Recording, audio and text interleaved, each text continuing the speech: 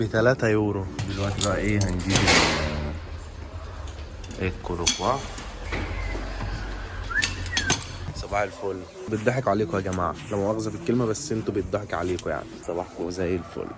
ممكن اروح احلق بدفع 30 يورو في الحلقه، يعني فاهم، مش كل حاجه بسعر زي مصر، او ولا كل حاجه ولا كل الحاجات بتتحسب مصري، فاهم. خدكم معايا بقى نتسوق في السوبر ماركت الايطالي ونشوف الاسعار عامله ايه، و قارنوا انتوا بقى بالبلد اللي انتوا عايزينها. خدكم معايا اوريكم المنتجات واسعارها، فخليك معايا عشان نلف لفه كده ايه في السوبر ماركت. اول حاجه بقى لما نعملها اول ما نوصل السوبر ماركت هي دي، ان احنا بنيجي هنا تشوف مثلا معاك 50 قرش او يورو او 2 يورو اللي انت عايزه، تحطهم هنا كده، تمام. تحطه كده وتتك عليه، تفصل العربيه كده، غير كده ما تفصلش. تاخد بقى العربيه وتخش السوبر ماركت. خلصنا نرجعها تاني واوريكم شويه حاجات، واقول لكم برضو اسامي الحاجات ايه اللي ممكن تهمكم يعني لو انتوا مثلا في ايطاليا. يلا خليك معايا. اول حاجه، اول ما تيجي تاخد خضار بقى او اي حاجه لازم تيجي هنا الجوندات. تاخد جوانت وشنط، محدش بيقولك عليهم حاجه. تاخد كيس وشنطه وجوانت كده، وتاخد بقى ايه، تشيل الخضار اللي انت عايزه يعني. بص هنا الفلفل قد ايه يا جماعه، حجمه حرفيا كبير قوي، كبير قوي قوي. ده بقى بتيجي كده الكيس فيه 3 مع بعض، بيبقى 3 يورو. لو هتاخد مثلا واحدة من كل نوع او كده، تبقى فلفل رومي اصغر شوية. هنا عندنا انواع تانية من الفلفل، هنا ده ب3 يورو اللي هو ده. هنا في خيار، ده فلفل اخضر برضو صغير شبه الخيار بس هو فلفل. ده فلفل كبير. هنا بتنجان 2 يورو الكيلو، الكيلو ب2 يورو. دي بومودوريني ليها طماطم صغيرة، بومودورو شيري. وده كمان نوع تاني، ده نوع تاني، دي طماطم نوع تاني.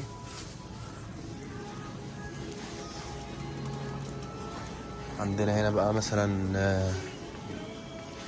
ده برضو هنا كوسة، بصل بصل بطاطس. الاسعار طبعا قدامكم يا جماعة، عشان ما اقعدش بقى ايه انطول في الفيديو اقرا لكم الاسعار، بس الاسعار بتبقى كده كل حاجة واللي تحتها او اللي فوقها. يعني مثلا ده زوكينا دي يعني كوسة. هنا بطاطينة، جزر، بطيخ. ده كرز، اناناس، بطيخ، خوخ، مشمش، خوخ نوع تاني، نوع ده وده، اناناس. الاسعار طبعا قدامكم زي ما انتم شايفين كده. ده ليمون، بصوا يا جماعه الليمون قد ايه، حرفيا كبيره قوي. اسمه ايه، ليموني دي روكا، ليموني دي روكا. ده اصغر شويه، الكيلو ب2 يورو، انما ده ب2.5. عنب معرفش، ده زنزينيرو، مش عارف ده ايه ده يا جماعه، حد يعرف يقول لي. كيوي، افوكادو، مانجا. بس المانجا دي يا جماعه مش شبه بتاعتنا طبعا. عندنا بقى هنا كده ايه زي ما انتم شايفين،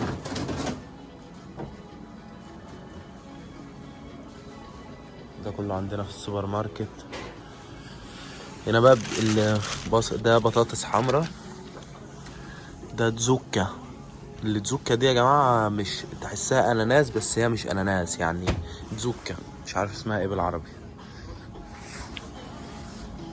مكسرات بقى، مكسرات، جميع انواع المكسرات بقى اللي انتوا عايزينها. فستق، بيستاكيو، كيلو البيستاكيو ب16 يورو، ده من غير ملح.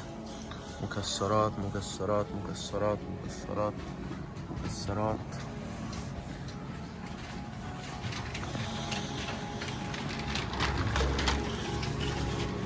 هناخد لفة.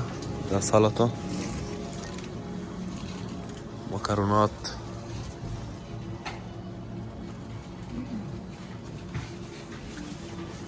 عصاير، بيتزا جاهزة. في هنا كل حاجة حرفيا موجود، كل حاجة. فاحنا عشان كده كمل معايا الفيديو واتفرج على الأسعار وهتشوف كل اللي نفسك فيه. بس مش عايز الفيديو يبقى كبير عليكم قوي، بس احنا هنعمل دلوقتي سبيزة سوا. السبيزة دي يعني تسويقة، يعني بالمعنى العام كده معناها تسويقة. فهنشوف هنجيب ايه وهنصرف كام. خليك معايا. احنا لحد دلوقتي جبنا كيس البسكوت ده، تمام، واتنين مايس. الذرة ده اسمه مايس. وجبنا ده كمان، وجبنا كيس مكرونة النوع ده، وجبنا ده كمان. ده كيكة، زي كيكة. ده اسمه ايه؟ تورتايل شوكولاتة. و 3 طماطمات، بروكلي، كيس سلطة، و بيبروني اللي هو فلفل الوان. 3 واحدة من كل لون. هنجيب بقى شوية عيش. بصوا العيش هنا عامل ازاي. ده العيش، ما ينفعش طبعا نلمسه بايدينا. نجربه ولا نجرب ده او في ده. كل ده العيش. ده العيش الايطالي بقى يا جماعة. ده شكل العيش الايطالي. طبعا بيتباع بالكيلو، فانت بتاخد منه بتوزنه. لازم دايما لابسين الجوانت، ودايما في الاكياس. العيش بيتحط في الاكياس ده يا جماعه، فيها حته بلاستيك بس يعني خفيفه خالص. يلا جبنا بقى واحد ايه، جبنا واحد من ده ونجربه. دلوقتي احنا وصلنا مع بعض ايه لده. يلا خليك معايا هنشوف هنجيب ايه تاني. بصوا المكرونات دي، المكرونات دي حلوه قوي. شكلها عامل ازاي، تحسها مرسومه. فن حتى في المكرونه يا جماعه. بكام بقى الكيس من ده؟ €1.50. يلا كمل هنشوف ايه.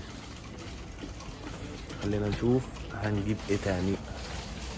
هنا انواع عيش تانية زي ما انتم شايفين كده، اصغر شويه لان العيش التاني كبير قوي. فاحنا ايه هنجيب عيش عادي. هنشوف العيش العادي عامل ازاي هنا. جويند دايما. ده بقى عامل زي فطيره فيها زيتون من جوه. الكيلو منه ب5€، €4.88. ده عيش عادي. ده عيش، كل ده عيش يا جماعة على فكرة، مش قرص. هما بس بيفننوا شوية في عمايل العيش. بيتزا، مش بيتزا يعني، اسمها فوكاتشا. يعني فوكاتشا بتبقى فوكاتشا، اوصفها لكم ازاي. عيش وعليه جبنة. هنا بقى البريوش. عندنا البريوش بقى والكرواسون.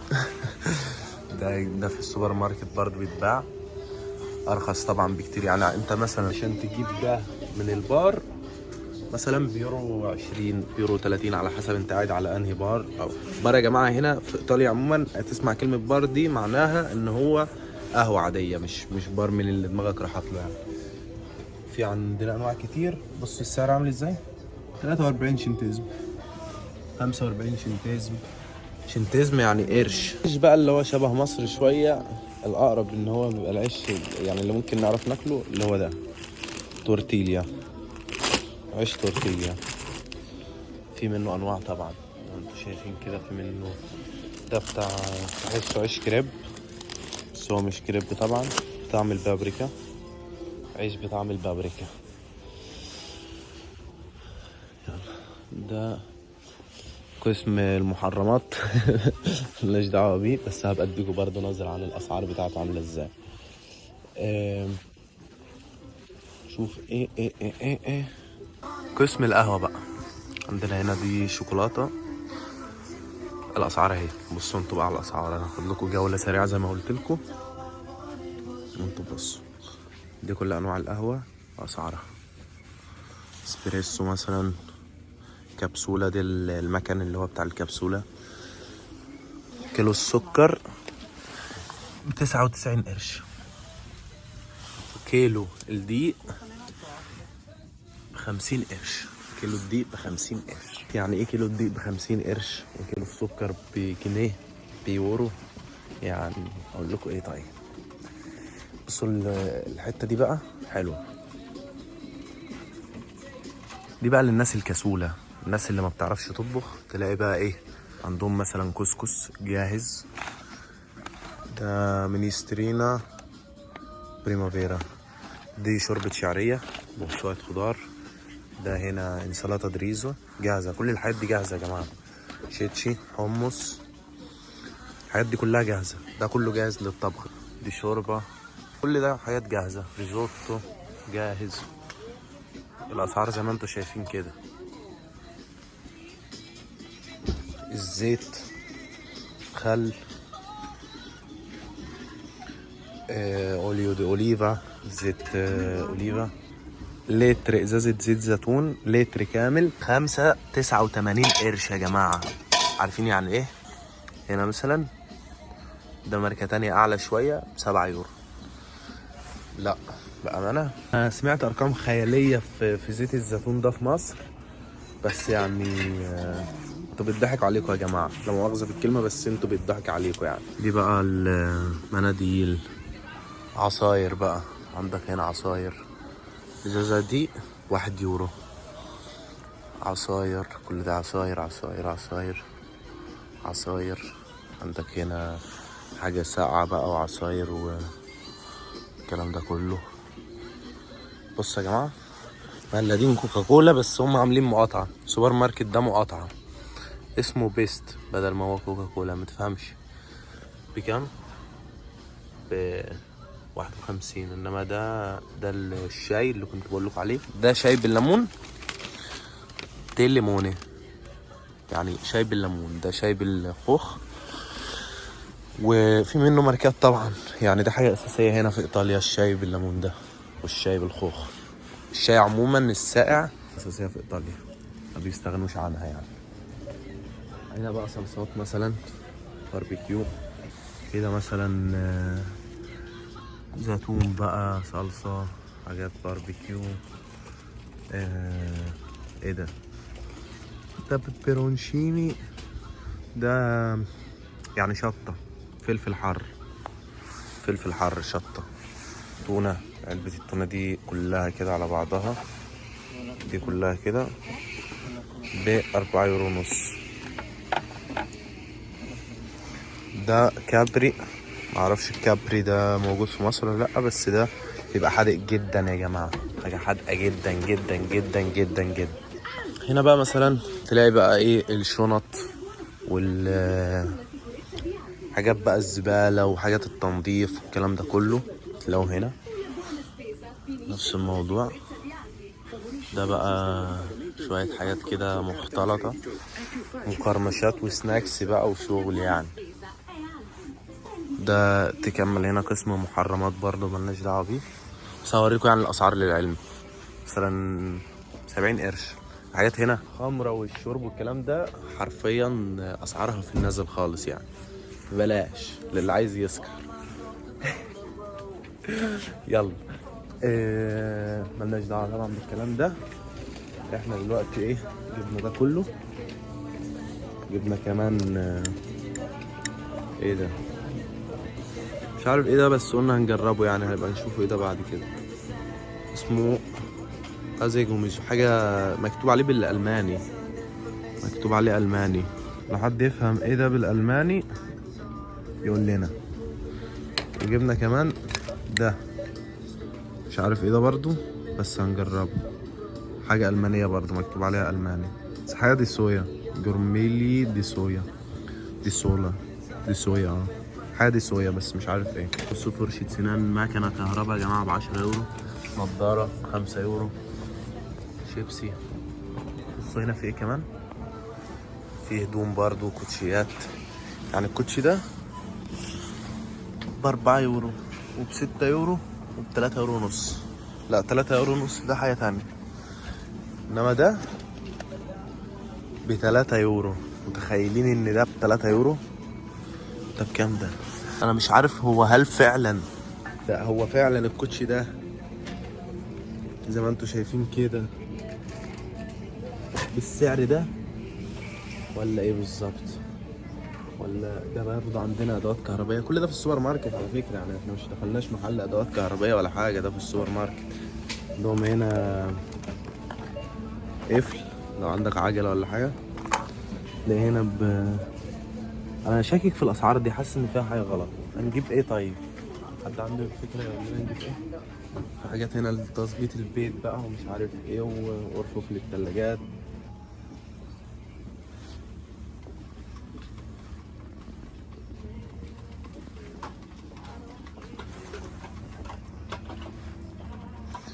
دي عدة شغل بتاع اللي بتلبسوه في الطيارة أو في الأتوبيس وانتوا راكبين. بكام؟ ب6 يورو. دي شوية بلالين دي ولا بالونشيني بومب. ده أقوى كرات مية بتتملي مية وبتتزقل على الناس. والله حلو، هنبقى نجربها في الناس اللي ماشية في الشارع، نزقل عليهم بلالين. هنا بقى الحاجات الخمرة والكلام ده كله، مثلا ازازة فوديكا ب24.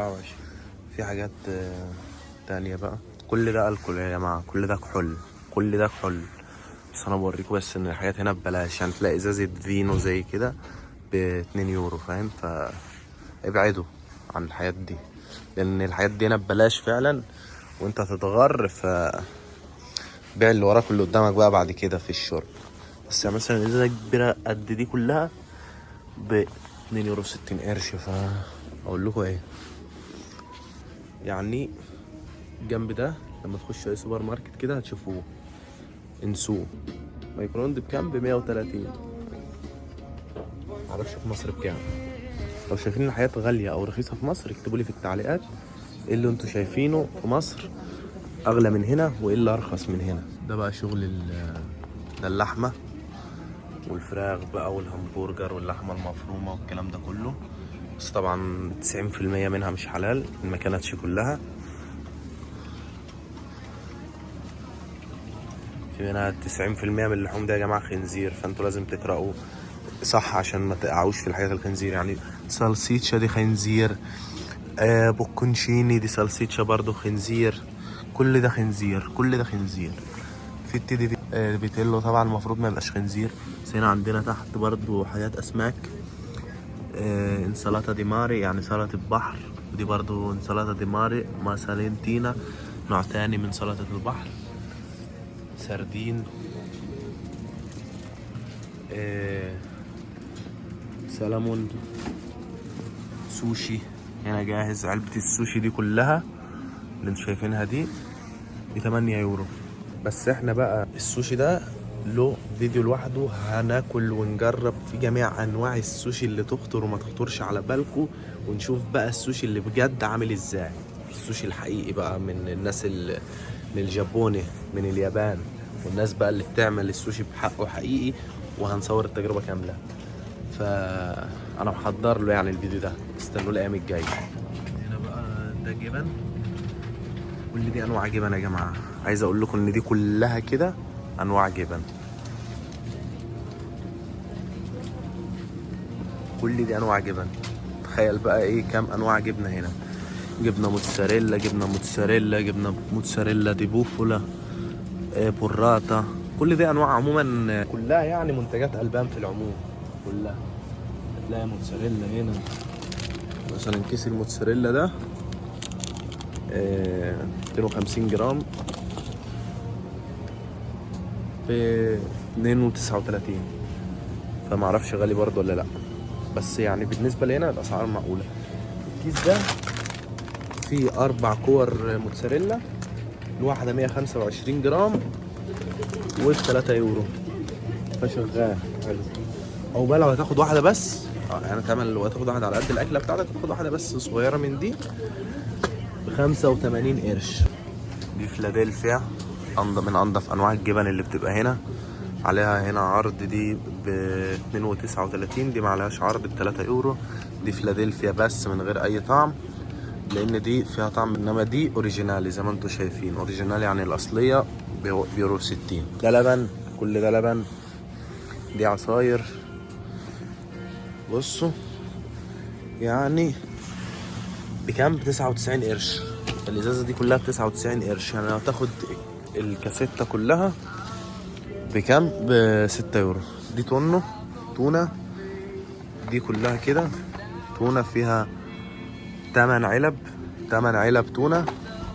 الماركه دي على فكره حلوه، ب5 يورو. بصوا عندنا ايه حلوه ده، مش عارف شايفين ولا لا، قواقع بحر.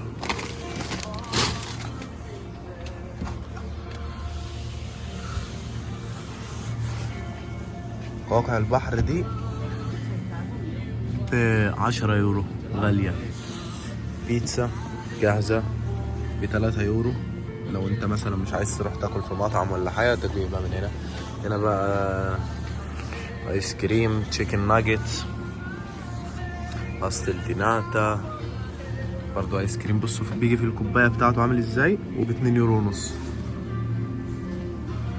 فلا حلوة الاسعار هنا بصراحة حلوة. دي قطع سلموني، يعني القطعتين دول سلموني ب6 يورو 79. او في بقى عندنا الكروس فريتز اللي هو ده السمك ده ب2 يورو 29. دي بقى بصوا دي حلوة بقى دي بالنسبة للسعر ده. بصوا خليك فاكر الرقم ده 82. كل ده جمبري بقى وشغل فروت، سلطة بحر يعني. العلبة دي كلها ب2 يورو ده، فشغال. هنا بقى ايه تاني؟ كل دي بقى حاجات اير فراير بقى وحاجات قلي يعني. بطاطس محامير 72 269. انواع تانية زي ما انتم شايفين كده.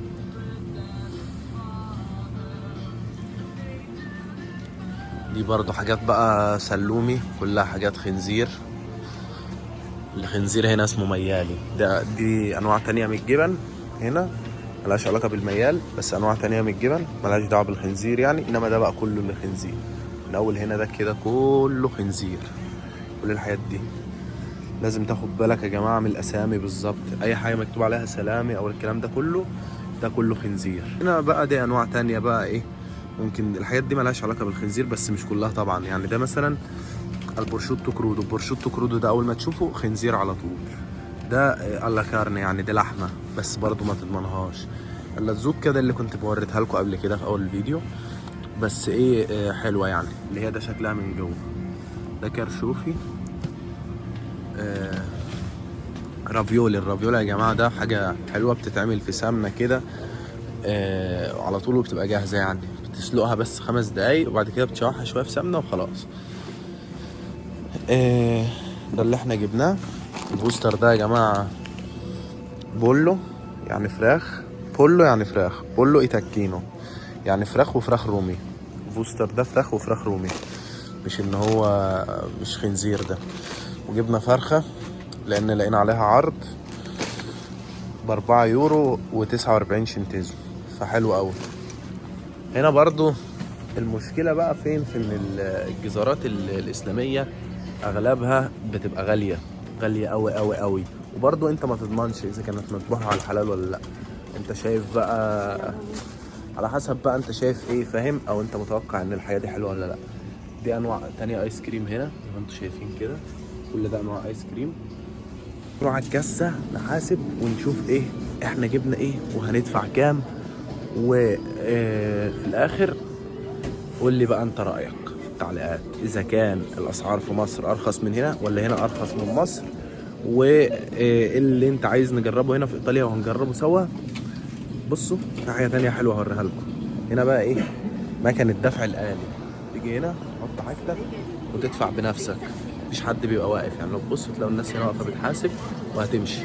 وهنا الناحيه التانية الكاسه العاديه اللي هم بيدفعوا بيها، بيحاسبوا عاديه يعني، شغاله زي ما احنا شايفين وبتحاسب للناس. ده بص واقف بيحاسب لنفسه، يحط حاجته في الشنطه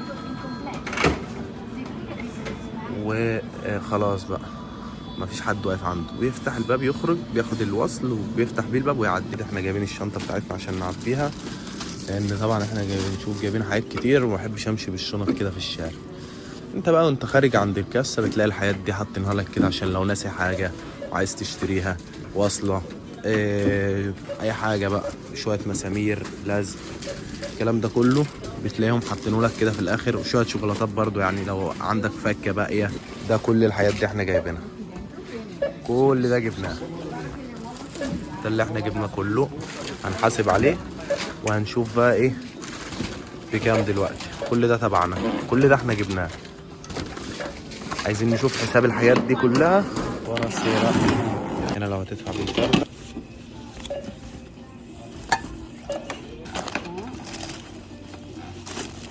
كورانتانوفي 34 يعني 50 يورو. كل الكلام ده كده دفعنا فيه 50 يورو بالظبط.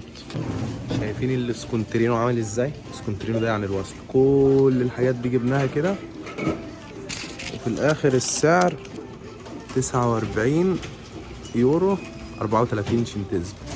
كل السكونترينو ده يا جماعه بصوا عامل ازاي.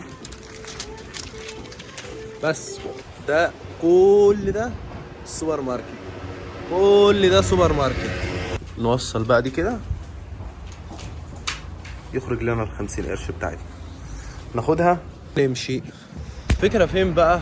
الفكرة في ان 50 يورو ان انت تصرفهم في السوبر ماركت تجيب بيهم كل كمية الحاجات اللي احنا لسه جايبينها سوا دي حاجة خرافية يعني، حرفيا كتير، حاجات كتير قوي، والسعر رخيص قوي بالنسبة لها. انت لو انت عايش هنا في ايطاليا لازم تفكر تشوف انت بتصرف ايه فين، وايه الاهم، وتشوف اولوياتك، وهتلاقي نفسك بتعيش عيشه كويسه قوي وعيشه مرتاحه، والدنيا هتبقى جميله يعني وحلوه، فما تتقلش الدنيا على نفسك. بس كده. طبعا المواصلات لازم تفتكر تدفع التذكره. احنا طبعا واقفين هنا عند الفيرماتا، محطه الاتوبيس، وهنا بيبقى دايما قدام كل فيرماتا المواعيد بتاعتنا. هنا مثلا بتلاقي مكتوب هنا لينيا 5، يعني دي الاتوبيسات رقم 5 او ايا كان بقى، فاهم؟ بتلاقي يعني هنا ده نفس اللي بيبقى مكتوب على الخريطه. فانت ما بتمشي على الخريطه تنزل تلاقي الفيرماتا دي اللي هي محطه التوقف بتاعه البولمان ده اللي هو اسمه يعني اتوبيس نقل العام بيبقى اسمه هنا بولمان. انما البوس انما الاوتوبوس ده حاجه تانية اللي هو بقى بيمشي على الطريق السريع والكلام ده. انما البولمان ده اللي جوه المدينه. بس كده. ف 50 يورو دي يعني اعتقد ان هي يوميه اغلب اللي شغالين هنا بتبقى 50 يورو، فانت بيوميه واحده شغل بتجيب بها الكلام ده كله. طبعا بيبقى في حاجات تانية بتصرف فيها كتير، يعني مثلا ممكن اروح احلق بدفع 30 يورو في الحلقه، ف يعني فاهم، مش كل حاجه بسعر زي مصر، او ولا كل الحاجات بتتحسب مصري، فاهم؟ فعشان كده انا ناوي ان انا في الفيديوهات اللي جايه اعرفكم كل حاجه، كل حاجه يعني كل حاجه، مش هعد لكم 1 2 3، لا. انا في القناه بتاعتي هنا اللي يعرفني او ما يعرفنيش، فانا حمد مغترب في ايطاليا، وناوي اعرفكم ايطاليا كامله، الوجه الحقيقي لها، وايه اللي بيحصل هنا من غير اي فبركه ولا اي تزوير، ويعني الحقيقه كامله لكل حاجه بقى، فاهم؟ فانت عيش معايا في الفيديوهات وهتستفاد كتير قوي قوي قوي قوي. بس كده. ومتنساش تعمل لايك وسبسكرايب عشان الدعم، لان احنا محتاجين تشجيعكم طبعا عشان نكمل. بس كده. تشاو، alla prossima.